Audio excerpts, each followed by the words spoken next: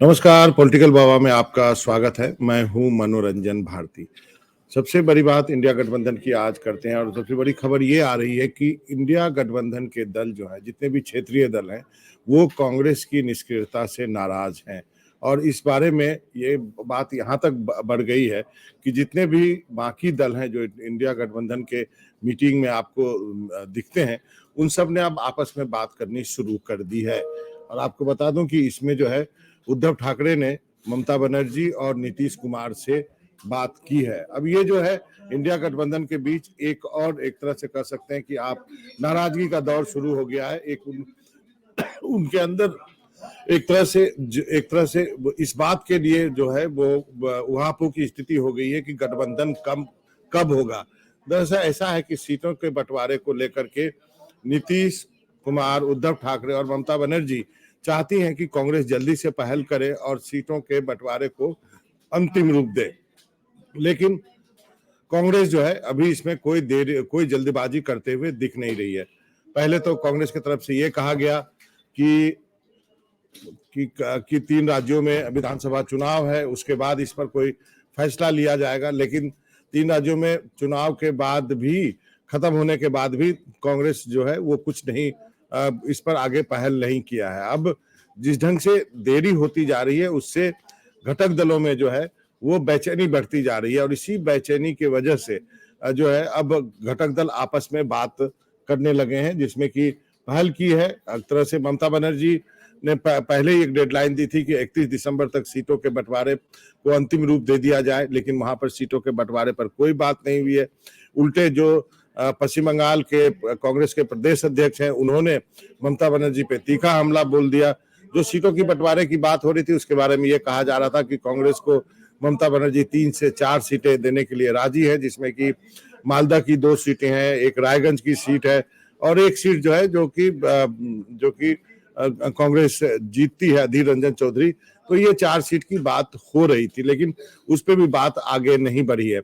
आपको बता दूं कि महाराष्ट्र में जो है सीटों के बंटवारे को लेकर के वहां के स्थानीय नेताओं ने करीब करीब जो है एक बंटवारे का एक रूपरेखा उन्होंने महाविकास आघाड़ी का उन्होंने बना लिया था और आपस में बात करने के बाद उन्होंने तय किया था कि हम इकट्ठे लड़ेंगे। और वो लड़ाई में वहां पर इसलिए कांग्रेस पीछे रही कि सब कुछ जो है वो शरद पवार साहब कर रहे थे।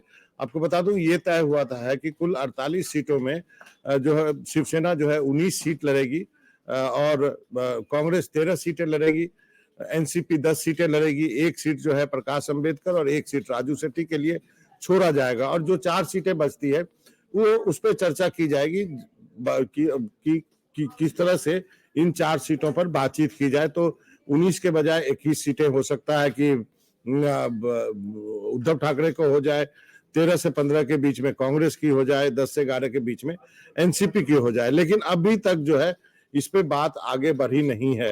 एक खबर ये भी आई कि ये तय किया गया कि कांग्रेस जो है वो किन किन राज्यों में गठबंधन कर सकती है और इसको लेकर के जो एक कमेटी जो है मुकुल वासनिक के अध्यक्षता में बनाई गई थी, उसमें ये तय किया गया कि कांग्रेस जो है वो बंगाल में करेगी गठबंधन, दिल्ली में करेगी गठबंधन, महाराष्ट्र में करेगी, बिहार में करेगी, झारखंड में करेगी, केरल में करेगी। इन 6 राज्यों के बारे में कहा कि इन 6 राज्यों में कांग्रेस गठबंधन करेगी। इसमें जो है केरल और पश्चिम बंगाल में वामपंथी दलों के साथ नहीं होगा, बाकी जगह हो सकता है। जैसे बिहार में जो है जेडीयू, आरजेडी, कांग्रेस और जो लेफ्ट पार्टी वो मिल के लड़ेंगी। तो इन सब बातें मोटा मोटी तय है, लेकिन सीटों को लेकर के कौन कौन सी सीट कौन कौन सी पार्टी लड़ेगी ये तय नहीं है। और यही वजह है कि इससे जो है अब इंडिया गठबंधन में शामिल होने वाले दल जो कि काफी कोशिश में लगे हुए हैं कि एक तरह से इंडिया गठबंधन में सीटों का बंटवारा जल्दी हो जाए, वो हो नहीं पा रहा। दूसरी नाराजगी इस बात को लेकर है कि नीतीश कुमार को क्या मिलेगा। तो नीतीश कुमार जो है वो कन्वीनर बनना चाहते हैं। कांग्रेस जो है उस बात पे भी आगे नहीं आ रही है। क्या इसके अध्यक्ष जो है वो मल्लिकार्जुन खड़गे साहब बनेंगे और कन्वीनर नीतीश कुमार रहे। हालांकि नीतीश कुमार से राहुल गांधी और मल्लिकार्जुन खड़गे साहब ने बात की है, उनके बारे में कहा जा रहा है कि कोई बातचीत होगी तो वो आपस में बात करेंगे। लेकिन सबसे बड़ी खबर यही है कि अब जो है नीतीश कुमार, उद्धव ठाकरे, ममता बनर्जी, ये सारे लोग जो हैं वो अब अलग से एक बैठक करने की बात कर रहे हैं और वो चाहते हैं एक वर्चुअल मीटिंग की जाए और जिसमें कि कांग्रेस शामिल हो या नहीं हो इस पे अभी पक्के तौर पे नहीं कहा गया, लेकिन ये सारे लोग आपस में बात करना इन्होंने शुरू कर दिया है जो निश्चित रूप से कांग्रेस के लिए एक अच्छी स्थिति नहीं मानी जाएगी।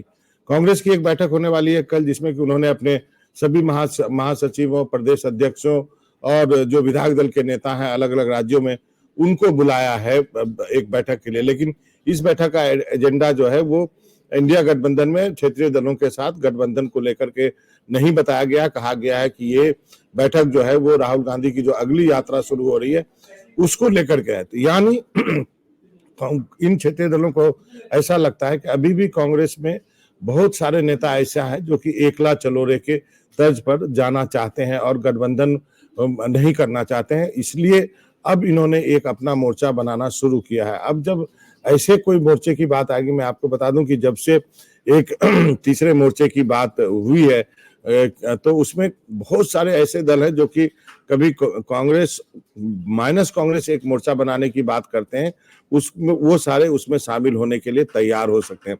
एक कंफ्यूजन जो है वो बहुजन समाज पार्टी को लेकर के भी है। कांग्रेस में कई नेता चाहते हैं कि बहुजन समाज पार्टी भी इंडिया गठबंधन का हिस्सा हो, लेकिन समाजवादी पार्टी ने जो है इसका विरोध किया है।